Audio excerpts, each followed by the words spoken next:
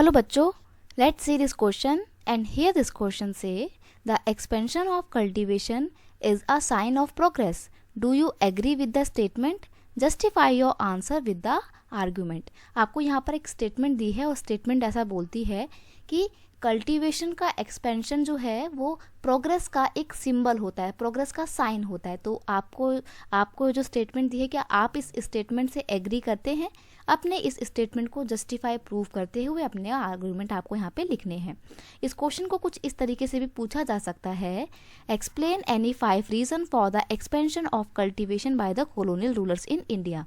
यानी कि colonial rulers ने इंडिया में एक्सपेंशन क्यों किया था, कल्टीवेशन का, खेती बाड़ी को क्यों उन्होंने बढ़ावा दिया था, तो क्या रीज़न थे? 5 रीज़न आपको यहाँ पर एक्सप्लेन करने हैं।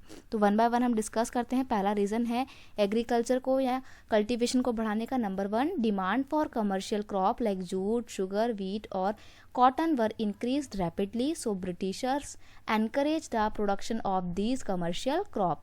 देखो, जो यूरोप था, क्योंकि 18th सेंचुरी के एंड तक आते आते पूरे ब्रिटेन में क्या हो गया था, इंडस्ट्रियलाइजेशन हो गया था।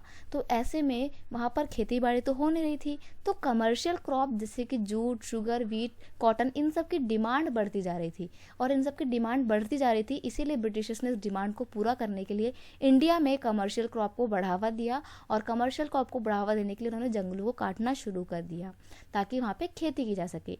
नेक्स्ट है, for Britishers forest were unproductive and useless, so as to earn revenue and useful product Britishers recklessly cut forest and used that for the production of agricultural goods। अब देखो, जो ब्रिटिशर्स थे उनका ऐसा मानना था कि जंगल किसी काम के नहीं है, अनप्रोडक्टिव है, यूजलेस हैं, तो क्यों ना हम इनको साफ कर दें, इनकी जगह एग्रीकल्चरल फील्ड लगाएं ताकि वहाँ से हमारे को रेवेन्यू भी जनरेट हो सके और जो हमारे देश में कमर्शियल क्रॉप की मांग उठ रही है उसको भी हम पूरा कर सकेंगे। तो ऐसे में इन्होंने अपने फ़ायदे के लिए फॉरेस्ट को कट करके एग्रीकल्चरल गुड्स को वहाँ पर प्रोड्यूस करना स्टार्ट कर दिया और ताकि इनका ज़्यादा से ज़्यादा प्रॉफिट हो सके। नेक्स्ट है, during the 1860 due to the expansion of railway demand for agricultural goods increase and Britishers encourage cultivation. देखो क्या होता है, 1860 के डिके तक आते आते देखो क्या होता है, 1850 में तो क्या होता है, इंडिया में रेलवे को इंट्रोड्यूस किया जाता है। लेकिन 1860 में आते आते क्या होता है कि रेलवे का जो नेटवर्क था उसको बहुत तेज़ी से एक्सपेंड किया जा रहा होता है। अब आपको पता है कि जो रेलवे ट्रैक होते हैं उसको बिछाने के लिए क्या चाहिए होते हैं, स्लीपर्स की ज़रूरत होती थी। पहले लकड़ी के जो फट्टे होते थे उनकी ज़रूरत होती थी।